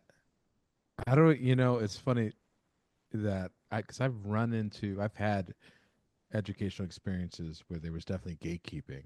Yeah. And since now I'm doing this, I support myself doing art. I think back at that moment, I'm like, what is there to gatekeep? Right. It's I not mean, like we're not really doing anything. I mean, Ray, and John, I don't know if I shared it with you, but I've invited guest speakers that are like, I worked 20 years to do this. Why would I pass it on? Just give it away for free. And it breaks my heart when I hear when somebody Because that. and It makes me mad. somebody said that if somebody said that to me, it's like, man, it's pretty obvious who you stole it from. So Yeah, I mean, yeah, I chose just not to respond. Just because that's pretty much, I mean, that's pretty much actually, I did respond. I just said thanks for your consideration. Don't worry about it. I truly, that's what Way to keep it classy. I tried to keep it classy, but I did do a Lincoln letter. You familiar with the Lincoln letter process? Mm-mm. I wrote a really nasty email. Oh yeah, Mark Twain did that too. Oh really? Well, they all got it from Lincoln. Mm-hmm. Well, I mean, So what is know, it? Somebody, you let it all hang out and you don't send it? Is you that don't it? send it. Yeah. Yeah. He would burn it, but Supposedly Lincoln had a desk that he did not have the key to. And he would put the letter in the desk. There was like a note, like a thing that he could slide the, like a slot. Yeah. Yeah, there was a slot you put it in. Think about it. That would be, can you imagine how valuable that desk would be right now? Yeah. like, I would love to know his rants. Just like Lincoln, just like going completely off the rails. That would be an amazing third act to the National Treasure franchise. Yeah. The Lincoln letters. Love it. I don't think it's real probably, but it's real. Awesome if it was. It's real. You just got to find the clues, my man. Yeah. I learned this week that the Trojan horse wasn't ever real. What? It's not real at all. Thanks for ruining Christmas, Timmy. Sorry. On the topic. Yeah. That's the only thing I'm going to ruin about Christmas tonight. No Trojan horse. What's next? No Santa. Horse. Just keep your opinions to yourself. I was gonna say, like, I was when you were saying like, what are your top 2024 things? I was gonna be like, I love learning about the Trojan War and the Anything Roman Empire? Like, is that what? No, I don't know why you know why I got into it? Because I was so upset about Gladiator 2. I was just like, apparently we're just making up everything now. And I was like, is the Trojan horse even real? And I looked it up, totally not real at all. Oh my God. They do believe that it is it was a parable that was based loosely on how they would use wet horse hides to keep military equipment from being set ablaze. And you're like, that's a pretty big change in story. You're like, it's not like carrying an apostrophe the wrong way or I was like, that's like dramatically different. Like, one is more how like good things can be bad things can be disguised as good things sometimes. The horse hide is just like, if you get these hides wet enough, people can't set stuff on fire. Yeah. Yeah. Do you guys, on the topic of parables, do you guys have any books or movies or shows that you've discovered this year that you just loved? Yeah. Yes, Uh, several. Let's hear it. Let's hear it. I think Let's- the first Law trilogy by Joe Abercrombie, the 3 books, I'd highly recommend. The First Law. Yep, I think it was like it's the the blade itself before they're hanged, and then like I think it's like an argument amongst kings or something like that. Nice. Yeah, it's absolutely Ray, incredible. Ray, Timmy discovered it. That's none of that stuff's real. It's not true. So Yeah. Wah, wah. Boy, Scott, what do you got? You I'm going to make a TV recommendation. I just finished last week Day of the Jackal on Peacock, and it is outstanding with Eddie Redmayne. Oh, It's I a- was seeing that one. It's They a got- remake that has nothing to do with the original, but oh man, it's riveting. It's really, really Man, good. Peacock got Eddie Redmayne. That's a get for that. Well, so here's the thing too. Actually, I know I had the same feeling where I was like, "Come on, this is Peacock. Like, how good is this going to be?" Well, they did it in association with Sky, which is the a British corporation, and you can tell the Sky influence is heavy. Like, Okay. I'm pretty sure Yeah. Peacock is the distributor, and Sky's the one who made it. It is Yeah, outstandingly good. It's gonna be great when it's Sky or it's channel 4, right? Mhm. Like the Brit, yeah, like oh my gosh, yeah. No, Redmayne is terrific in it. It's a gripping story. It zigs when you think it's going to zag, so it stays fresh and at least somewhat unpredictable. I mean, some parts you might see coming, but even if you see it coming, when something's done that well, you don't mind it. I was very, very impressed with that series. So, and that's got recency bias because, like, literally, I just watched it, finished it Right. like a week ago, but still, man, it's really good. I Highly like recommended. Recency bias. There's a Sam Morril joke I love that he says, when I was in my 20s going out drinking too much, really bad things would happen. But in my 30s, I accidentally sign up for Peacock. I was like, that's pretty funny. Yeah. That's great. I can give one. You got one? You have one, Cassandra? I do. I have a couple. Okay. Well, one, I read like 10 years ago a Beatrix Potter book. And it was like just the straight biography. It was like a tome, and it was who's like that? Who's Beatrix Potter? You got to take. my hero, my art hero for sure. She is known for Peter Rabbit books, and like she had a whole bunch of them, and the kind of the Victorian era, in a time when there was like children's books weren't a thing, let alone female artists being in publication just was not a thing. And she just kind of forced her way in and showed that it was a thing, and then it took off. And so I'd read that book a long time ago, and I got a newer one. And this one was focused on her art, and it went into a lot of her scientific observations that at the time she did not get respect for.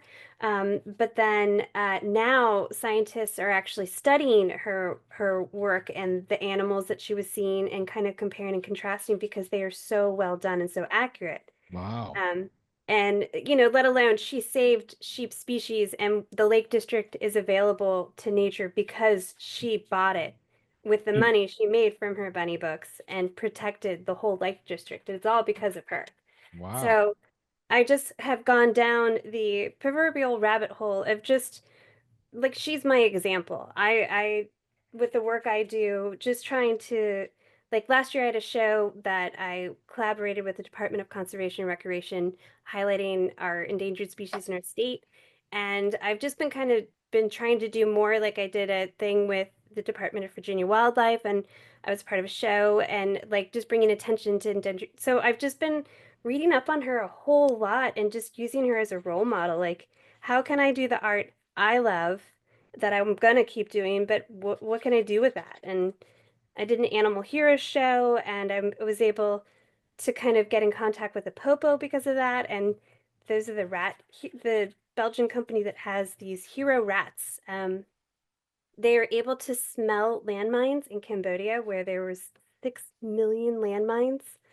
Um, and they are not heavy enough to trigger them.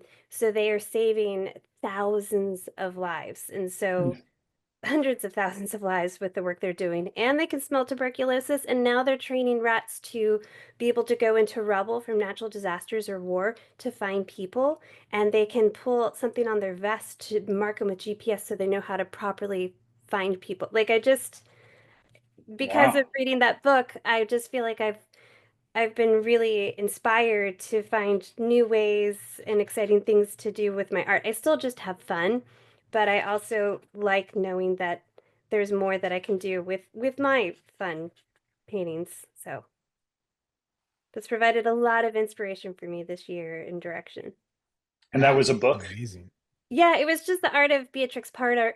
It was just a Nero one.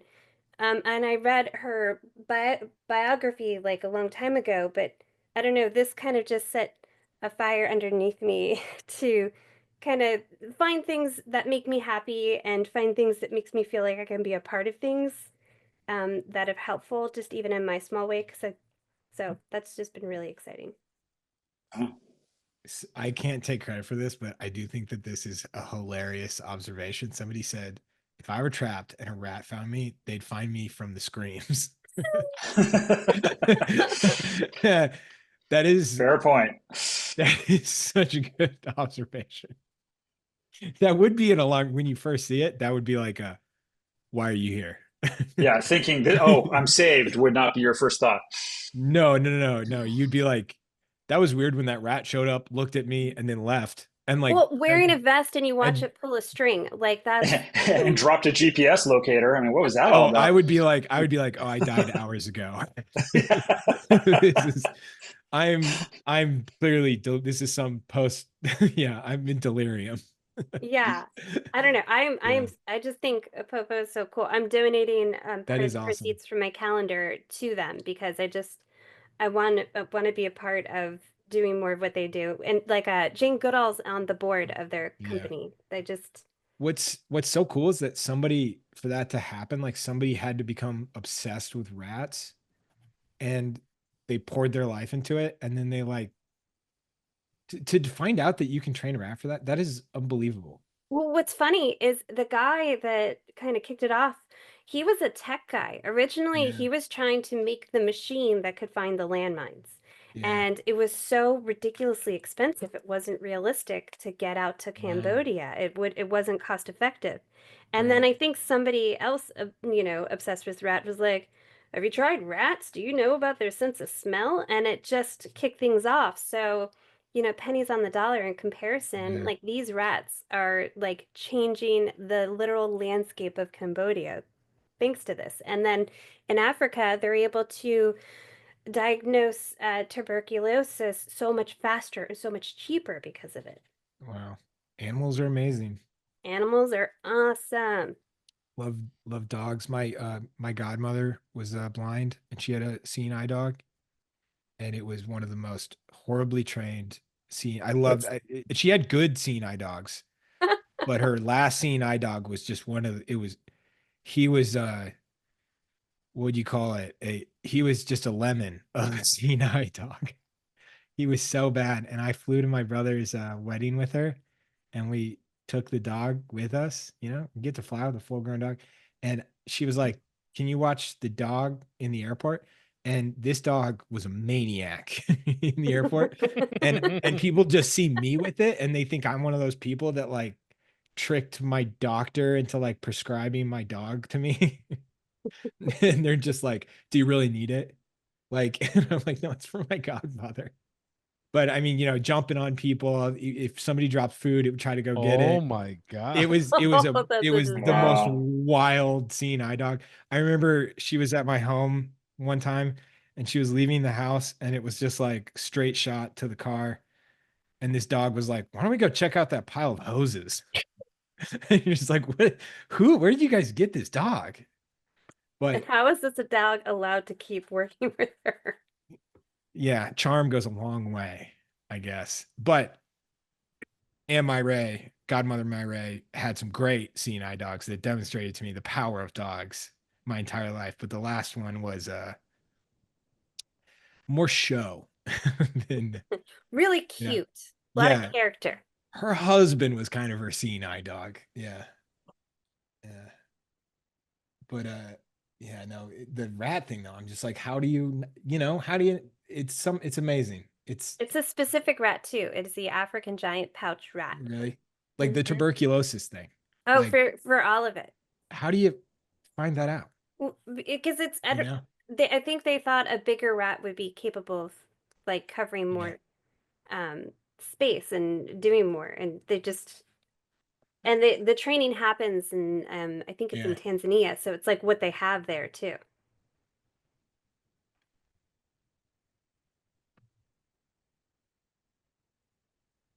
Well, everybody, we start posting your work to Instagram. I'm gonna give you some extra time to do it.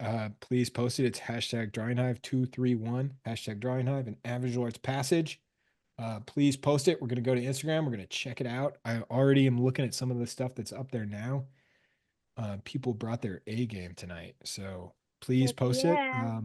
Don't wait too long. There's a ton of delay with things when they become visible on the hashtags or whatever stupid thing Mark Zuckerberg comes up with to change it.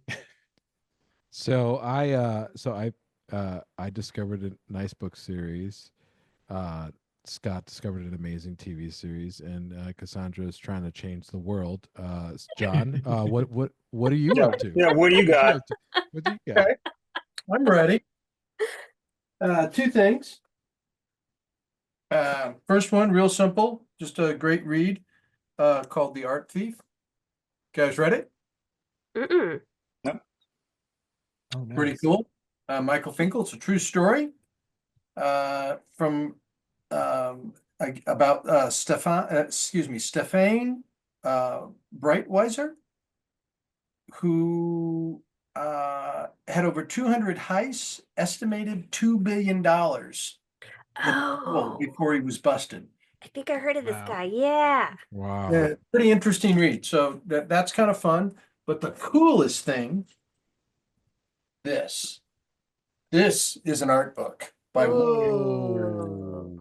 this is the artist George Carlson, Wow. and Showtime. it is the best art book, one of the best produced art books I've ever seen. Absolutely amazing from an amazing artist. And George is 84 years old. He is kind of King Kong as a sculptor and also a landscape painter. And he called me out of the blue about 4 months ago. And he was friends with my father that I didn't know. And I knew they knew each other, but I didn't know how close of friends they were. And he said they talked once a month regularly. What? But, Wow. That's so Were you able to? cool. Were you able to, John? You know the question I have. Could you test him? Was it? It was real. Oh no, he knew more about Yeah. me than I knew about me. Yeah. My dad talked to him about me quite a bit, Yeah. which was interesting. To hear, to have Right. somebody you've never met before understand a lot of things that have happened in my life. It's pretty cool. And he just felt compelled. He got my number from Tom Blackshear and called me, and it was a really sweet thing to do. And a couple of days later, this book showed up, Oh, that's awesome. That's What? beautiful. and it was produced at Rizzoli's. And and he sent it to me. He said, "This is what you need to do on your father." And he was a huge fan of my father's work. And he said, "This is what the book you need to do on your father." And of course, like I don't know what to do, how to deal with it. It's like I pick up the book and I look through it, and it's just he's such a good artist, and the work is just beautiful and incredibly bright guy. Anyway, that's my deal. Check out George. That's a Carlson. good one. That's amazing. Oh my God. I'm like kind of speechless. When did this happen? How am I finding out about this now? Mm. Stuff happens in my life, Ray, you don't know about. I mean, I have a life outside of, you know, VAP and Ray and Drawing Hive and all that. Well, Cassandra and I are It's about 30 minutes. I can't believe I didn't know this story either. Yeah, that's cool. I I love it. It's a dad story from a person you don't know, and then you can verify that it's not, you can tell when it's kind of made up. no, you it's know? not. Well, what was interesting about it was I'm a fan of his work. My father owned a couple pieces of his sculpture, and I knew who he was as an artist, and he was represented in a gallery where I was represented in Kansas City, the American Legacy Gallery. I mean, this was 20 years ago. So I was well aware of him as an artist and have seen recent works of his and all of that. But him just calling me out of the blue because he ran into my friend Tom Blackshear, and they were topic came up, and they were talking about my father, and Tom told him he should reach out to me, and it was just incredibly a nice gesture. That's That's beautiful. awesome. Yeah, it's really great. it's like one of Everybody- those things I don't know how to deal with right now. I haven't Processed it yet? processed it, and I felt like I had to read the book before I called him back.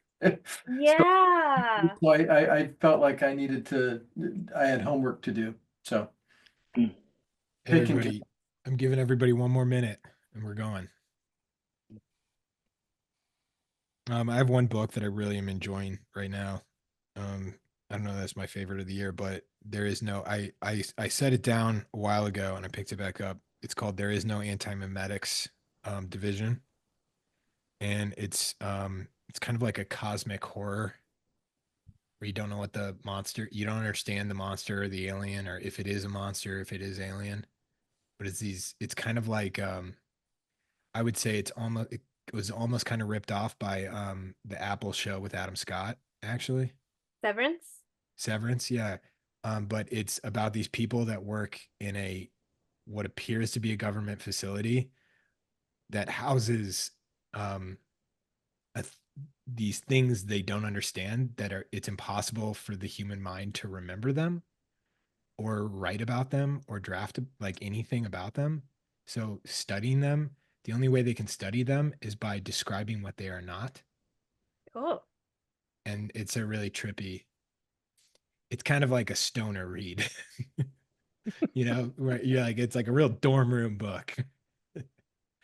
Right. Yeah. Hey, Yeah. Timmy, I'm not to cut you short on your book there. No, go ahead. No, I'm done with it. Not because you started on your stoner rant. Yeah, I wouldn't call it stoner. I'm just trying to create a genre for it. something that I really enjoy that you do, because I don't necessarily, it's different when you're here drawing. You don't look at I don't look at the screen very often. You've already done it, never mind. Well, we'll do it at the end. We'll do it at the end. I just I know really what you're wanted to asking. see what the other, other Yeah, people are doing with We're you. gonna do it. Let's check out some art though before, and then we'll save you guys for the drum roll.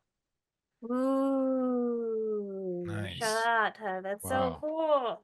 And just to let everybody know, the official whoa sound effect has been reinstated. It's Oh, back. awesome. Yeah. So pick it. You got to pick it. Awesome. Fantastic. Look at Wow. that. Oh, great, John. That's pretty good. That's pretty good. Do we save the woe or do we give the woe That's early? tough. You're kind of at a disadvantage if you go early, right? Yeah, No, it's that's not fair. that's tough. Sorry. we're hoping. Potential woe. Right, That's Terry? A potential woe. A potential woe. That was Yeah. a textbook example of recency bias. As Oh, that's Yeah. lovely. That's so fun. I knew this was going to be great. Oh, Wow. nice, Padma. Way to go, That's nice Padma. stuff. Nice. Great Love it. job. Nice. Nice, Xander. I like that you did the candy cane there. Yeah, you made it kid that's safe. that's a TV friendly. Ooh, that's Whoa. fun. Nice. That's pretty That's trippy. very great. That's Wow, fantastic. that's really nice. A lot of new people tonight. Awesome. They really gravitated towards that. I love it. Oh, that's fantastic. I told you that KrampHard subject line really got people to open it. That's nice. Yeah. Great job. Good drawing. Hmm. Oh, fantastic. Awesome. Nice. Nice. Great Dude, job. Nice. Nice. Nice. I love that Adam Sorry, I came was up with distracted it by the and- name. I love everybody's like Instagram names. Yeah, I know. Great job. Nice. Whoa. Really good. Killed it. Nice. Ooh, that's cool. There you go, Great Terry. line work, Terry. Really nice. Yeah. That's awesome. Chill Come on. dude. Chill dude with a cigarette. I love it. Nice, Eric. Ooh, Eric, that's That's awesome. lovely. That's like a boardroom portrait. Yeah, totally. Hans Gruber's office. You know? That's Mhm. awesome. Good stuff. Fantastic. Ooh, great Love it. drawing. Really nice. Oh, that's Yeah. That's great. that's cool. Great. I That's love it. great. That's awesome. Oh, that's creepy. Love it, Wow. Jeff. Love that That's really hand. Look at creepy. that, the nail on it. Yeah, Yikes. great job. Really nice. Love it. Oh, that's Look at fun. that. Yes, Marcy. It's so funny. He looks so happy. Love the pattern. Yeah. There you go. Eric. Really nice. Wow. Oh, that's cool. Nice. really It's cool. really cool. Ooh, you got a lot done. Yeah, seriously. Oh, I love Great it. job. Nice, Terry. Nice. Cool line work, Terry. Love it. Got a good panel. Always love it. Every Did the time. snow globe too. Nice. Ooh, Nicole, Nice. that's cool. I love that. That's so great. Nice. Really It's like great. the annual report, Hans Gruber. Yes. Ooh, that's good. I do love the idea that Hans Gruber is also There's another. Yeah, there's a Ooh, Washington Post. Julian. Hans Gruber. Letter to the editor. That's awesome. Oh, I love that. Love that extra like exaggeration of the angle of the head. Uh-huh. Yeah. Yeah. That's Dang. that's Okay, I awesome. want him to get a whoa. All right, Yeah. here we go. Gary, that's Give him a awesome. whoa. We'll give him a whoa. Gary's like too good though. That's a too good whoa. It's amazing. Just It's did it. fantastic. Why ain't the woe working? Oh, now you're gonna have to do it. Oh my gosh.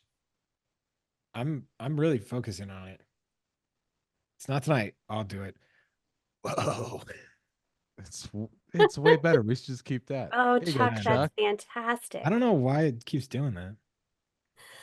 Gary says an aggravated sigh is fine. Yeah, sorry, Gary. Oh, No, that's cool. That's awesome. That's Oh, creepy. look at that texture. Beautiful. Great job. Nice. Ooh. It's wild to me that there were cultures where they were like, "This is the version we're going to tell our kids." Oh my Yeah. gosh, seeing the Krampus parades. Have you seen videos of those? Oh yeah, they're like, Wild. Horrifying. if you misbehave, he'll eat your bones. Especially when it's What? like snowing and they've like Yeah. torches. Yeah. That's Oh, awesome. that's That's so good. amazing. Well done. Beautiful. There you go, Terry. Great job. Man, Like- Terry, you busy. I know, you got a lot done. If you misbehave, you'll never see your family again. Like that's. Imagine telling my nephew that and be like, "Thanks, Timmy. Thank you for bringing Krampus to our home." You get to put him to bed for the Yeah. night for the next month. Yeah. Really nice. Oh, nice. Oh, I love it. I think that he deserved a little bit as a balding man. I say Bruce deserved more. No, I'm teasing. That's As great. a, Great as a job. fellow brother in arms. Yeah, yeah. Fighting the good fight.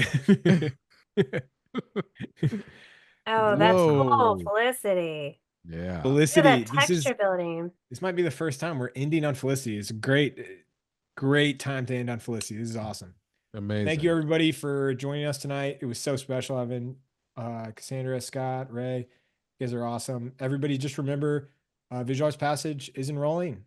Make 2025 the year. Do it. Seriously. Oh, and we're not meeting next week, right? Yeah, we are off for the holidays for New Year's and Christmas. So I will be posting a reference that you can draw if you want. We would love to see your art. Join us on Discord. What a fun night. Everybody, happy holidays. Happy holidays. Yeah, happy holidays, everybody. It was fun. Thank you for joining us and drawing with us. It's always fun. All right. Everybody, good night.